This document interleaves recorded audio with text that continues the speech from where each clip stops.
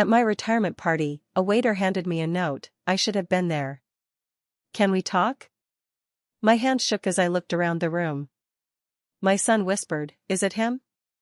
My best friend said, "You don't owe him anything." I took a deep breath and said, "But I owe myself an answer." When I turned around, I saw a familiar face. I recently retired after 35 years in the corporate world. My retirement party was held at the Grand Hyatt Manila, a place that held many memories for me. Colleagues, friends, and family gathered to celebrate this milestone. The ballroom was filled with laughter, music, and the clinking of glasses. As I stood near the stage, thanking everyone for their kind words, a waiter approached me discreetly. He handed me a folded note and whispered, "This was left for you at the entrance."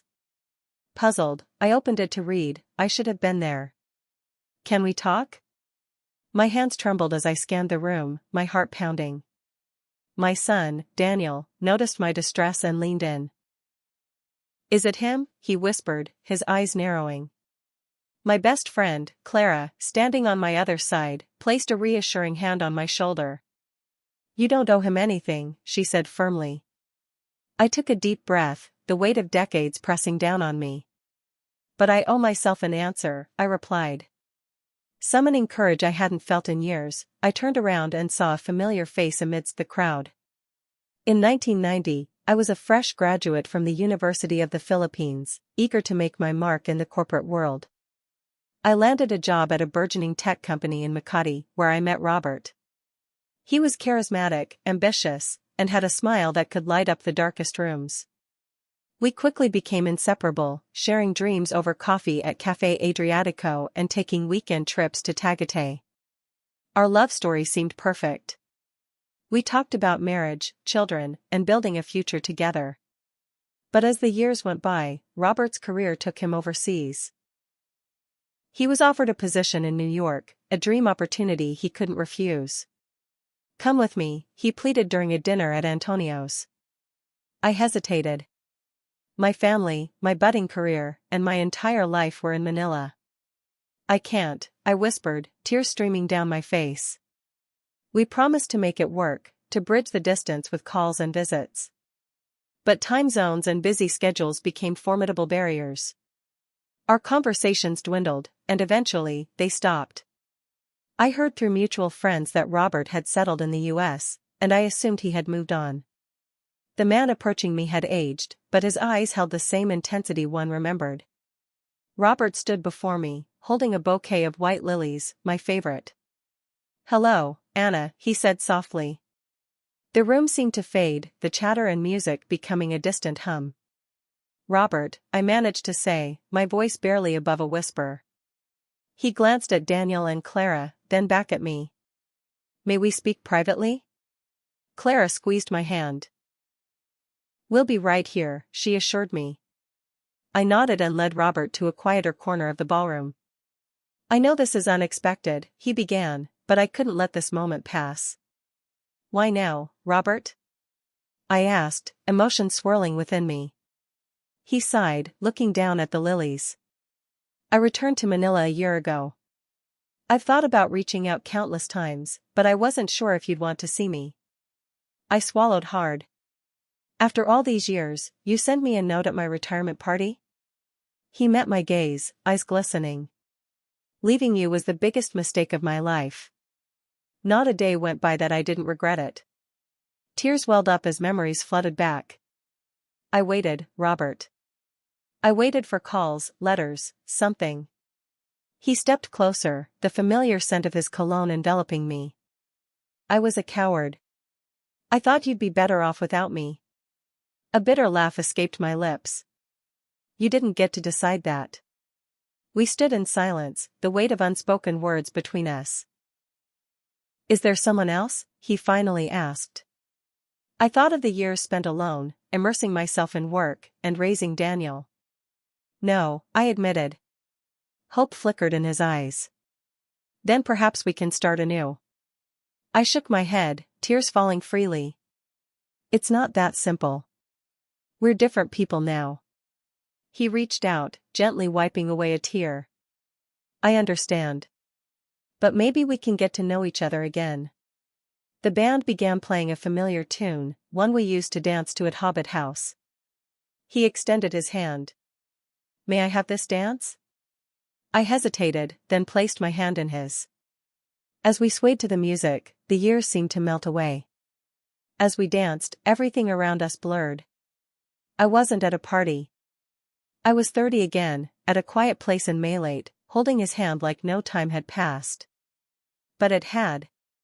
And just as quickly as that moment came, it was shattered. Daniel was watching us.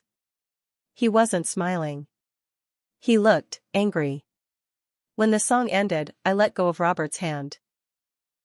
I need to talk to my son, I said, my voice firm but calm. Robert nodded. Of course. I'll be here. I walked back to Daniel. Clara was next to him, arms crossed. She wasn't saying anything, but her silence was loud. You okay? I asked him. Daniel didn't answer right away. Then he leaned close so no one else could hear and said, Why is he here, Mom? I looked him in the eye. He left a note. I didn't invite him. And you just danced with him? I exhaled, feeling that familiar tightness in my chest, the one I used to feel during fights with my ex-husband. Daniel, you don't understand everything. Then explain it, he snapped. Because the man who left you all those years ago, who disappeared, just shows up now like nothing happened. That's not right. Clara chimed in quietly. You don't owe him anything, Anna. You built your life without him. I know, I said. But I also know I never got to ask why. I never got closure. Daniel looked hurt. You raised me alone. You never even talked about him. And now he shows up and you look at him like nothing's changed. That stung. But he wasn't wrong. I gave him a small nod. I'm not letting him back into my life. I just need to know why he left the way he did. That's all. Clara didn't look convinced. Daniel was still angry, but he gave a small nod too. Fine. Just, be careful. I turned to walk back to Robert, who stood near the buffet table, looking out of place in a room full of people I'd built my life with. I had to ask the question I'd avoided for too long. We sat at one of the small side tables. I didn't waste time. Robert, you said you regret leaving. But why did you disappear completely? No calls. No letters. Nothing. You just left me. He leaned back. His face looked like he hadn't slept in days. I have to tell you the truth now, he said. And it's not what you think. I waited. I didn't move to New York alone, he said slowly. I went there with someone else. I felt my stomach drop. Like the floor beneath me gave out. With someone else? I repeated. My voice was ice. He looked down. Her name was Melinda. We met while I was preparing for the move. It started as friendship, but then, I don't know. Things got complicated. I was scared, Anna. You wouldn't come with me, and she was going. I convinced myself it made sense. I stared at him. My throat tightened. You left me for someone else. Yes, he whispered. I did. And I was wrong. Silence. I wanted to scream, cry, slap him, or maybe all of it at once. But I just sat there. Frozen. He went on. It didn't last. A few years in, I realized I made a mistake. She wasn't you. None of it made me happy. I tried reaching out once. I wrote a letter. But I never sent it. I figured you hated me. And maybe I deserved it. I shook my head, half in disbelief, half in disgust. You were a coward. I was, he agreed. And I've thought about that every day since. He looked up, eyes red. I'm not asking you to forgive me. I needed to tell you the truth. Suddenly, Clara was at our table. There's someone you need to meet, she said, looking serious. What? I asked, confused. She looked at Robert, then back at me. Someone just showed up asking for you. He says he knows Robert. My heart sank. Who?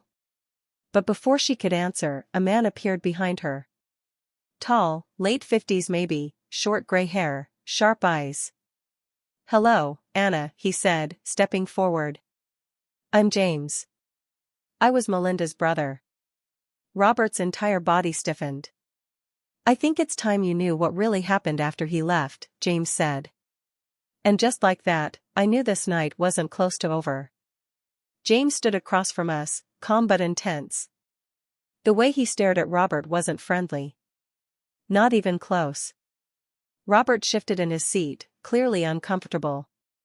I was confused, but something in my gut told me to keep listening. Melinda was my sister, James said again, but now more slowly, like he was testing Robert's reaction. She died 5 years ago.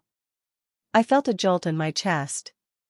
Robert whispered, I didn't know she had family here. You didn't know a lot of things, James replied coldly. Including the fact that she never got over you leaving her either. I sat frozen. Wait, what? James looked at me now. Melinda was with Robert for about 2 years. But after he left her, she came back to Manila. Sick. Depressed. She'd had problems. He looked away for a second, like he needed to breathe. She was already showing signs of bipolar disorder before she went to the US. We didn't know. But when things ended with Robert, everything spiraled. She came back alone, with nothing. No job. No health. And, pregnant. My heart stopped. I turned to Robert, who had gone completely pale. Is this true? He didn't answer. Just stared at the table. James stepped forward. She had a daughter. Her name is Sophia. She's 28 now. I blinked hard. This couldn't be real. She was raised by our family, James continued. We never told her much about her father. Melinda didn't want to. But before she died, she made me promise that if I ever saw Robert again, I'd tell him. I turned to Robert, who still hadn't said a word. Did you know about the child? Finally, he nodded slowly. I suspected. She wrote me once, said she needed to talk. I ignored it. You ignored it? I said, almost rising from my chair. He looked ashamed. I thought it was a trick. I didn't want to believe it. I was already married by then. I was trying to move on. James let out a bitter laugh. You're a piece of work, man. Clara had come back too, and even she was stunned into silence. I leaned back in my chair, everything spinning in my head. So let me get this straight, I said. You left me. You got with someone else. Left her too. She came back, sick, pregnant, and died. And now I'm finding out, at my retirement party, that you might have a daughter you've never met. Robert didn't look at me. Just stared at the bouquet of white lilies he'd brought. She wants to meet you, James said. But only if you want to meet her. The air was heavy. I didn't know if I wanted to scream or cry. Daniel appeared behind me again, like he'd sensed the tension. What's going on? He asked, eyes bouncing between us. Apparently, I said, dryly, you might have a half-sister. Daniel blinked. What? Robert finally stood up. I need air. He walked away, leaving the lilies behind. James looked at me with something close to sympathy. I know this is a lot. I debated telling you. But Sophia deserves to know the truth. She deserves to decide for herself. I nodded, even though I couldn't think straight. How do I meet her? I asked. James handed me a photo.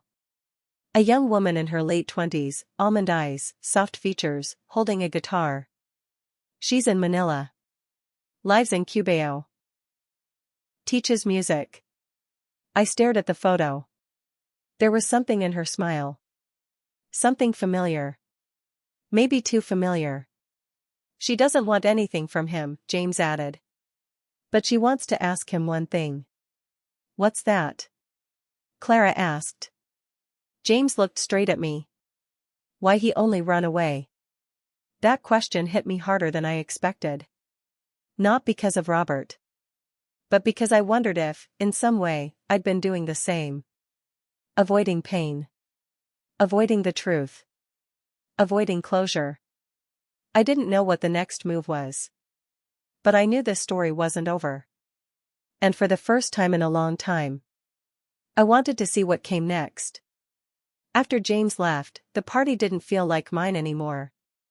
I was still at the Grand Hyatt, surrounded by old coworkers and congratulatory smiles, but I couldn't focus on anything. I held the photo of Sophia in my hand, staring at her eyes, Robert's eyes.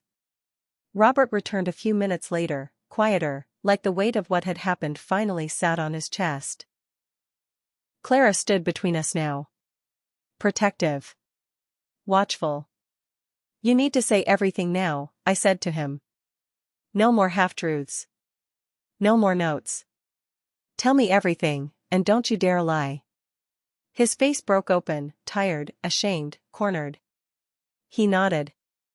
I loved you, Anna. That's the one thing I never lied about. But I panicked. I was so sure you'd be fine without me. I told myself leaving was easier than watching us fall apart slowly. But you did fall apart, I snapped. Just with someone else. Yes, he admitted. And I hurt her too. I won't deny that. Danielle stepped up now. And you hurt us. You think just showing up here gives you the right to walk back in? I'm not trying to walk back in, Robert said. I wanted Anna to know the truth. That I regretted it. That I never stopped thinking about her. But you did stop thinking about me, I said. My voice cracked, unexpectedly. If you hadn't, you would have answered her call. You would have gone back when she said she needed to talk. You wouldn't have missed your child's life. Clara whispered beside me, he doesn't deserve this chance. Robert turned to her. You're probably right. But I'm asking for it anyway. Just then, one of my coworkers, Gina, approached the group. She had no idea what she was walking into. Hey, Anna, are you okay? There's a lot of people asking why you disappeared, Clara cut in fast. Now's not the time, Gina. But Robert suddenly stepped forward. You want the truth, he said, his voice raised just enough to draw stares. Everyone went quiet. You all want to celebrate Anna like she's just retired, but she did more than work all these years. She raised a son on her own, carried pain alone, because I left. And I'm standing here now, not to ruin her day, but because I've lived in shame for 30 years. Gasps. A few whispers. A dozen heads turned. Danielle looked furious. Are you proud of this little speech? You think this makes things better? No, Robert said. I think it makes things real. He looked at me again.